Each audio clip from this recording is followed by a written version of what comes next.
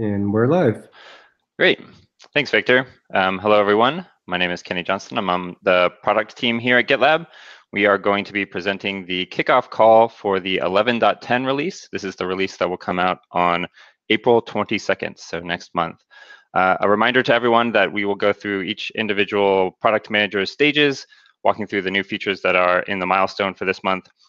But we do plan ambitiously. And so it's not the expectation that every single thing here will get merged and be delivered on April 22nd. With that, I'm going to hand it off, or I'll continue to share, but I will ask Jeremy to walk through the issues for the manage stage. Yeah, thanks a lot, Kenny. Really appreciate that intro. So I'm here to talk about three exciting kind of new additions to the product. The first one is a further iteration of what we've been working on for the past couple of releases, which is an enhanced version of Group SSO that's primarily designated towards GitLab.com. In this release, we're adding in new user flows for both users that are using something called group managed accounts, which are a dedicated user account specifically locked to a particular enterprise's activity, and also new user flows for SSO enforcement in general. So if you're curious about this or an enterprise is interested in these features, some of the sketch prototypes that we have for that flow. The other thing we're adding is we're also adding additional support for SCIM, allowing enterprises to actually create users before they've actually joined your organization. So we'll have an endpoint available for adding new users, making this a real enterprise-grade SSO feature. The other two things I'm excited to talk about is a simple change, is ability to add multiple owners to a project. For a long time, the assumption in GitLab was that a project had one owner, and this led to some interesting behaviors as companies tried to kind of work around this limitation. But we're removing that. We're allowing now projects can have multiple owners, which makes permission management much more flexible for projects in general. And I'm particularly excited about the last item, which is the ability to customize your time zone within GitLab. For a long time, time zones in GitLab were locked to GMT.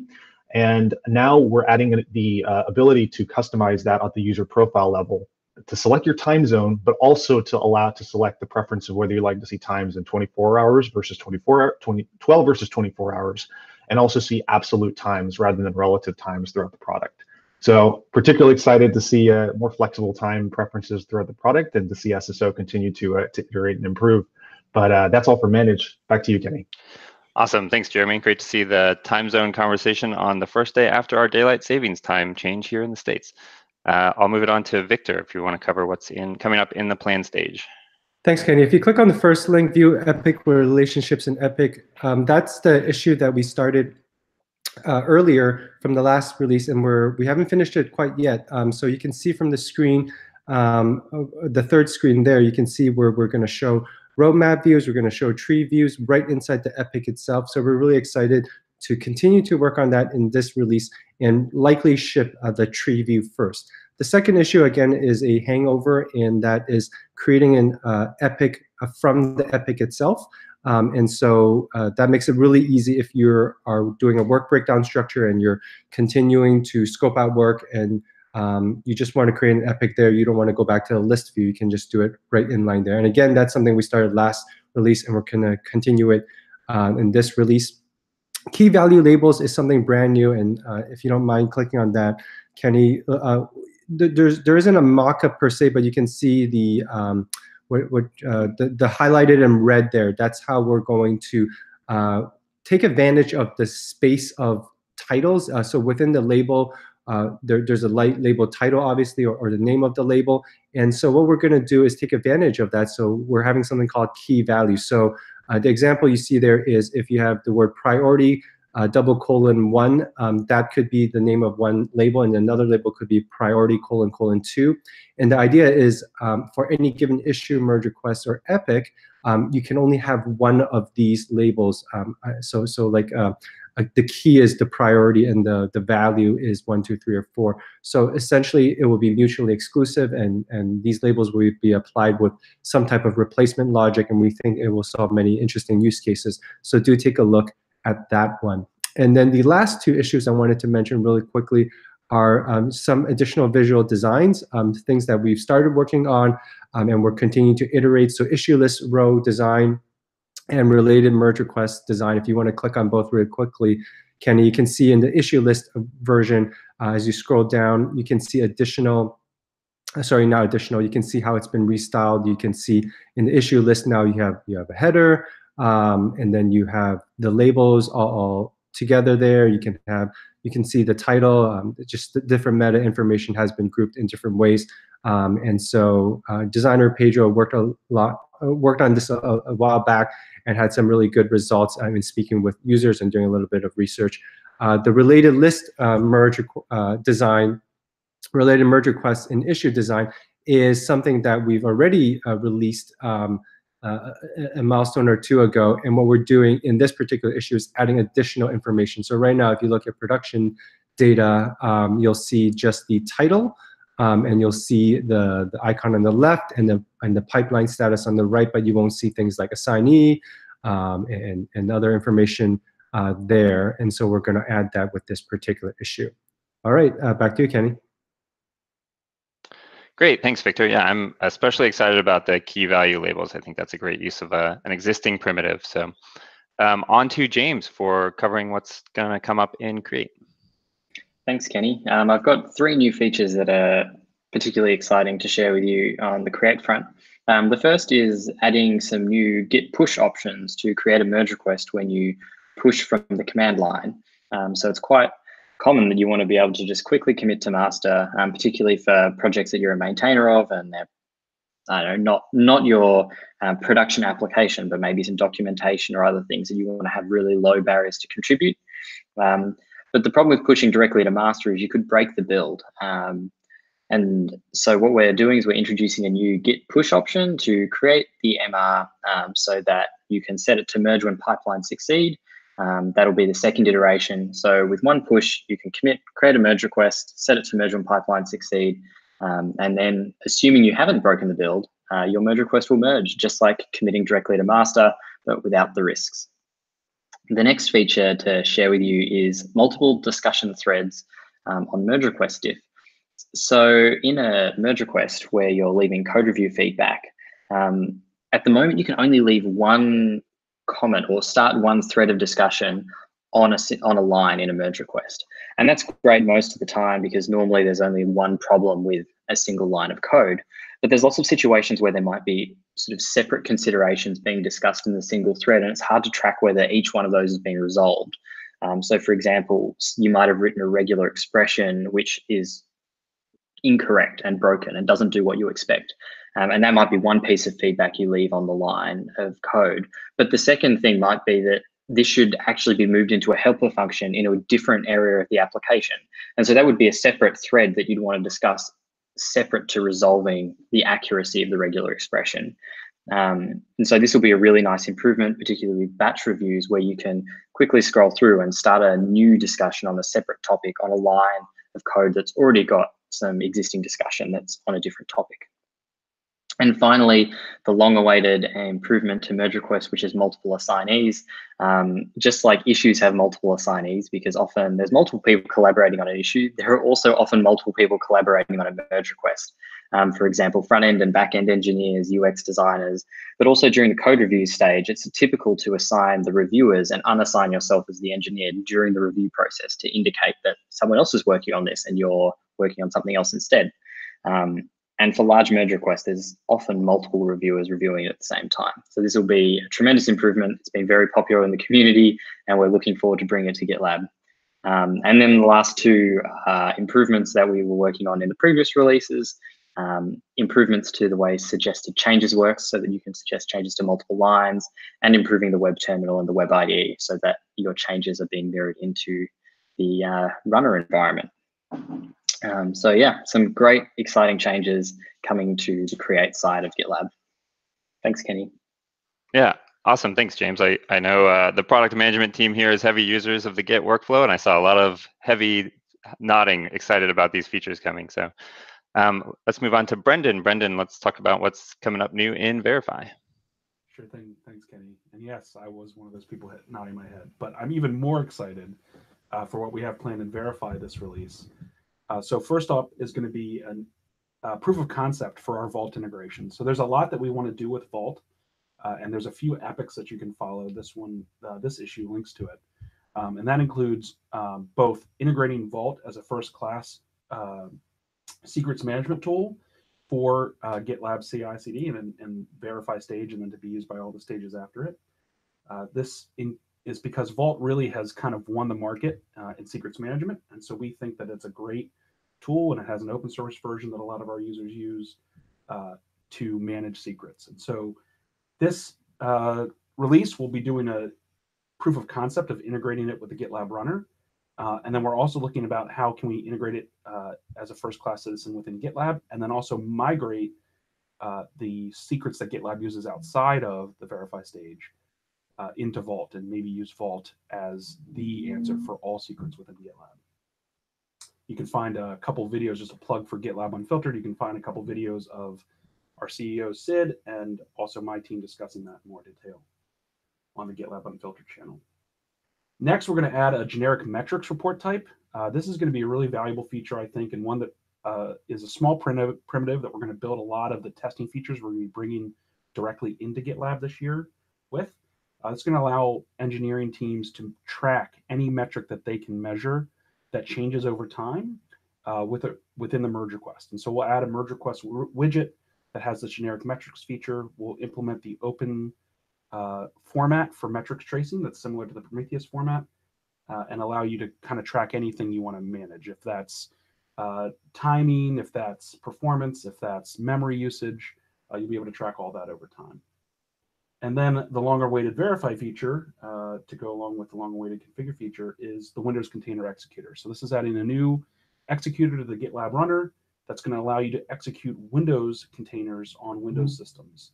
And so you can read a lot about that now. There's actually a lot that is shipped in GitLab 11.8 to enable this, and then GitLab 11.9 will be really excited GitLab 11.10 will be really excited to ship it finally. Great. Thanks, Brendan. Yeah, I really like the MVC approach to our Vault integration and exploration.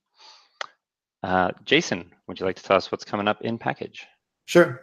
So first up for package is the group level dependency proxy MVC. And what we're doing here, this is going to be a larger feature that we're working on for some time in the package stage. But this is going to be a way to handle, retrieving and storing and publishing the artifacts that are part of your build and delivery pipeline in an easier way. We're starting out with a container registry and starting to implement caching as the first thing that we go after. But this is something that we can eventually expand upon to include security and other rules that you might implement in how you're managing not just your container registry, but Maven and other dependencies that are downstream. And then I also have the release section next. First up is finishing the combined merge refs for merge request pipelines, which we talked about in the last kickoff. We've made some great progress on this issue and are going to be wrapping it up in the 11.10 release. What this feature is, if you weren't on the last call, is being able to actually generate the combined ref of the source branch that you're working on with the target branch and run the pipeline against that combined ref. So this is going to give you even more confidence in what you're actually going to be merging into your target branch. Next up is an AWS integration MVC. We want to make the AWS integration a little bit easier to use by giving you a way to enter into your credentials or other configuration that goes with your AWS integration and make that available to the pipelines that you run. Yeah, that's going to be a great feature for just making that a little bit easier to manage, and especially at the group level. Next up is a group level environment dashboard, which will be similar to the pipeline dashboard feature that's out recently or coming out soon. What this is a environment-based view of what's deployed where. So if you're somebody who's looking across all of the environments at your company, maybe you're a release manager, maybe you're a tester, and you want to see what's deployed where, what environments has your change made it through on the path to production, this will be a great dashboard for you to take a look and see what's going on. We're also going to be adding automatic HTTPS certificate renewal for pages. By integrating with Let's Encrypt, we're going to make it much easier to handle that automatic certificate renewal. Right now, it's a little bit of a pain to handle, and this is a very highly requested issue. So we're really excited to be delivering this. And then last up is feature flag permissions. In the last release, we're launching auditing for feature flags, so you'll be able to see what has changed and when. with somebody adding a feature flag or maybe changing the value in a certain environment. And with this permissions, you'll then be able to control that only certain people should have access, for example, to change in your production environment what the feature flag value is. So a bunch of exciting changes for package and release that we're excited to bring out. And back to you, Kenny. Awesome, thanks, Jason. Yeah, I'm especially excited about the AWS integration MVC. Daniel, you want to talk to us about what's coming in 11.10 for configure? Yeah, thanks, Kenny. So the first couple of items that we're going to work on, just getting them over the line that are coming from 11.9. First one of those is the ability to disable auto DevOps at the group level for GitLab.com. So that's just giving users more control over auto DevOps. The second one is updating the Kubernetes deployments label selector. So right now we're using the app label for those deployments. So we want to enhance that so that if you're doing deployments to different environments and so on, that's going to show up correctly in places like your deploy boards, among others. Next is just-in-time Kubernetes resource creation. So right now, if you've used our group level Kubernetes integration, you know that we are kind of creating those resources ahead of time, specifically namespaces and service accounts. But we will realize that not all projects make use of this integration. So to make that more efficient, we will create them just in time. So when we see that a big project is going to make use of the integration, we'll go ahead and create those resources. And we hope to use this functionality on our upcoming level Kubernetes integration as well. And next is showing the function invocation count for Knative functions. If you're using GitLab serverless, in adding to the scale that we're showing you today, we'll also show you the number of times a particular function has been invoked. And then moving on, we'll also are excited to begin work on disabling or giving you more flexibility on the Kubernetes integration. So we have this here labeled as disabling namespace service account creation. So that is the current behavior for our Kubernetes integration that we're creating and managing those resources for you. And we've had a lot of requests of users wanting to do that management themselves. So we want to give you flexibility in how you use the Kubernetes integration. So another option is going to be you managing those. Next, we'll move to composable auto DevOps. And we're very excited about this one. This is basically us breaking out all the different stages of auto DevOps into individual templates. So let's say if you have a CI process that you've spent a lot of time on, and you just want to bring one or two features from auto DevOps, you can do so now using the includes functionality of GitLab CI. So you can kind of pick and choose which ones you want to use, and then personalize the rest of your CI implementation to something that fits your flow. This is a very cool feature. The secure group has actually already started to work in templating all the features like SAST and DAST and so on. Okay, next, the two next ones are around the serverless feature. And the first one is creating runtimes for GitLab serverless. So here, the thought is that we want to bring as much functionality in-house so we can leverage the power of GitLab CI for everything that has to do around serverless. So two of the things that we're thinking about is kind of creating and maintaining those runtimes. And the second one is creating a CLI that will interact with Knative to make use of all these runtimes. So we're very excited about how serverless is growing and the direction that it's going in. And lastly, around executable runbooks, we're excited to begin working on repo integration for Jupyter Hub. So basically, as you know, within the GitLab Kubernetes integration, you can deploy Jupyter Hub and start working on your Jupyter notebooks. So what we're going to do here to start off is going to be allowing you to see all the contents of your repo within your Jupyter notebook. And that way you're going to be able to leverage all of the content of your repo in your notebook. And then as a second step, we'll look to working on the other way around where you can version control all the contents of your notebook into your repo. So we're very excited to work on this. And back to you. Thanks, Ken. Awesome. Thank you, Daniel. Yeah, great to see a lot of continued improvement in our serverless integration. And I am also particularly excited about composable auto DevOps. Josh, why don't you take us through what's coming up in Monitor in 11.10? Thanks, Kenny. So we have a lot of really interesting features coming out this release for the Monitor.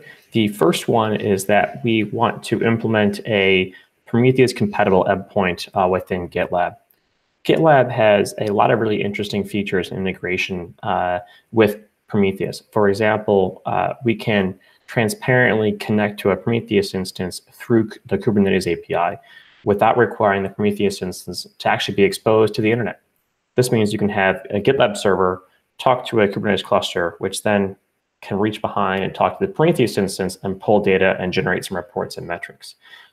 Since Prometheus doesn't have its own authentication, this can be a really nice way to not have to run extra services or try and expose your Prometheus server. So there's a lot of value there, and we want to expose this for really two reasons. One is that if you want to use a different dashboarding tool, perhaps Grafana or something else that supports Prometheus, and many of them do, you can simply reference GitLab as your Prometheus resource and then drive your charts that way. And so it's a really easy turnkey way to leverage something like Grafana and still take advantage of that value with the routing that GitLab provides through Kubernetes.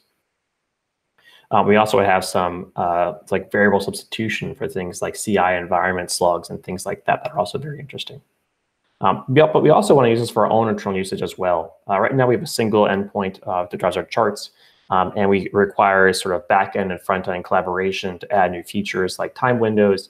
And we'd like to get away from that and have the front-end really responsible for kind of more of the generating the queries and understanding the output rather than requiring combined work on both sides. And so this will also simplify our lives on our own dashboards to make it easier for ourselves as well. And so this is a really great feature which provides a lot of benefits for both sort of the external dashboarding as well as our own internal dashboards as well.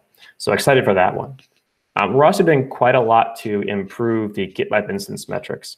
What this is really is making sure we include additional metrics that inform users of the health of their instance. For example, currently on GitLab.com, we generate some metrics using MTail, kind of MTail log parsing. We like to get away from that. It's harder to ship to customers. And so we actually want to build that instrumentation into GitLab itself. And so we're doing that here in this release, as well as a couple other things as well to help make sure we expose more metrics, relevant metrics to our customers in a really easy and consumable way. And so help, again, just hopefully improve the ability for customers to more easily run GitLab, and we can have more compelling dashboards, more useful dashboards as well for them to utilize. The next item is that we want to allow users to easily open up issues from Prometheus alerts. And so essentially, if you set alerts either using the sort of managed Prometheus instance that we deployed through Kubernetes, or if you hook up a webhook notification from Prometheus to GitLab, we can open up issues for you. And the really neat thing is that we'll also allow you to specify the template that's in use as well. So for example, if you wanted to have certain labels attached to those issues, like incident or a certain service like Gitly, for example, you can do that. Or you could also, of course, have certain people @mentioned where they'll get emails or Slack notifications. And so all of that great notification services and labeling really makes it easy to sort of open these automatically and have notifications go out as per normal workflow for GitLab issues. And so exciting features there to help sort of build some of that the feedback loop from your operational metrics and your alerts back into the planning cycles, and so folks can collaborate within the GitLab issue as a single source of truth. Next up, we want to improve our dashboard for the deployed applications. So we have a couple iterations here, but we're focusing on the first iteration in this case, which is sort of a common set of selectors to drop down on. So right now we render 8 hours of data, but that's not always the best case to show. And so we plan to offer a range of sort of pre-selected options or common options from 30 minutes out to a week to make it easier to sort of dive in and get the desired time interval that you want.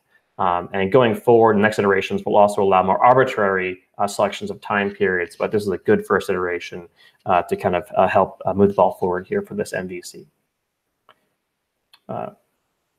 And the next item we want to do is we want to add requested resources to cluster metrics. What this is that we currently show users the currently consumed resources for a cluster, and that's how much CPU and memory that the applications within the cluster are consuming. Kenny, if you scroll down a little bit, there's some charts that can show the new state we want to do. Thanks. And what we want to go ahead and do is we also want to add the requested state as well. And so you can see the currently consumed how much is requested, and then the capacity. The key thing here with requested is that essentially if you request resources in Kubernetes, it essentially makes them unavailable to be used by anyone else. And so what happens is that if you are only using half your cluster, but you've over-provisioned resources by requesting them, you can actually make your cluster unable to run anything new, even though your usage is only 50%. And so it's actually really important to kind of keep an eye on both these values to make sure you're requesting appropriate amounts of resources for the workload that you're actually running. That can also help you drive greater efficiency in your cluster as well as your usage goes up and you have less sort of wasted resources that were reserved but not actually utilized. So there's really nice features there around the cluster health. This will also help us build more of the support for kind of driving some of those cost efficiency recommendations in the future. And with that, I'll pass it back to Kenny. Awesome. Yeah, thanks, Josh. I'm really excited about opening issues from Prometheus alerts. You're right, that does kind of keep the feedback loop going from ops to dev. Fabio, would you like to walk us through what's coming up in Secure? Yeah, Kenny, sure. Thank you for that. So first of all, I'm very happy to announce that the Secure group will start working on something in the defense stage. That is a very brand new scope that will address more the ops side of security. So we don't want to wait for the defense group to be created, and we'll pick the very MVC for this item as part of our responsibilities. This is specifically to enable multi-security web application firewall on cluster ingress controller. It means that the ingress that you deploy, that you provision to your cluster, to the Kubernetes cluster, will have a web application firewall built in out of the box. For this first iteration, the web application firewall will not block requests, but it will create warnings and a log file with all the possible violations of rules. We are also able to load a predefined set of rules from OWASP to spot out of the box the most important and most critical threats that are affecting web applications. The idea is that users will be able to access this log information and to take remediation. In the future, obviously, we want to iterate on top of it and make it more automated. The second item we'll work on, and now I'm talking about the secure stage specifically, is to show test results, so the dynamic application security testing results in the group security dashboard. This is the very last source of information that we are still missing in the dashboard. So we started with SAST results a few iterations ago, and then we continued to iterate on top of it in order to make all the possible vulnerabilities available. This is very important because the group security dashboard is the place where researchers and the director of security are looking at when they have to prioritize remediation for security problems. Then we also want to add the severity level to Gymnasium vulnerability. Severity level is very important because it allows to have a very quick understanding how big is the problem that you see in the vulnerability. And this us to list, but not only, also to sort vulnerabilities by severity. And so if we can provide a very precise level for the severity, we can also allow security professionals to focus on what is most important first. So this will be shown in the security dashboard. It will be shown in the merge request reports and in any other place where the severity is supported. As an additional thing, we wanted to be sure that multi-module Maven projects will be supported by dependency scanning out of the box. At the moment, the setup is not very simple, so we're able to support Maven projects, but the multi-module paradigm is not possible to be addressed with the current solution. Since this is a scenario that is quite common in the Java world, and we know that this is very important for a lot of people, we decide to improve the support for Maven and to provide this specific scenario as out of the box with dependency scanning. The last item we want to work on in this release is security scanning for Elixir. This is a programming language based on Erlang virtual machine. This is a language that is getting more and more traction. We got requests for it and want to include it out of the box as usual as part of our features. And with this last item, that's all for the secure stage. So Kenny, back to you. Thanks, Fabio. Josh, you want to walk through what the distribution team is going to be working on? Absolutely. I will note, sorry, Josh, to interrupt. We're at our official time, which is a sign that we are planning ambitiously and have a lot. But let's go ahead and go over and make sure we go through distribution and fulfillment.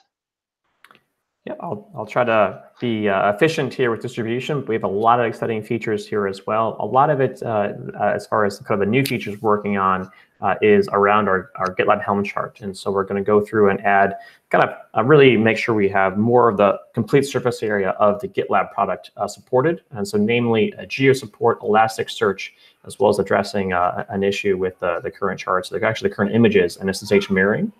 So those will be great things to be able to add support for in our GitLab Helm charts.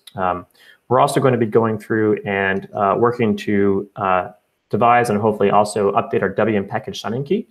So that will be expiring in a couple months here, and we want to be able to start proactively updating our packages now, really as soon as possible, so we can prepare for a new key and make sure users can have as little disruption as possible as we rotate those. Last, we also want to add EKS to our testing suite for our GitLab Helm chart. So right now, we have a whole wide array of automated testing. However, it's all currently based on GKE. And we'd like to go through and add additional cluster types, or really cluster kind of providers, services to that test suite. And so the next one up we want to do is go ahead and add EKS. And this way, as we make changes to our chart, we can make sure that for the differences between some of these services, everything continues to work and work well. So we want to go ahead and do that. EKS as our second sort of cluster service type we add to our automated testing suite. And with that, I'll pass it back to Kenny. Cool. Thanks, Josh. Luca, will you walk us through what the fulfillment team is working on? Yep, sure.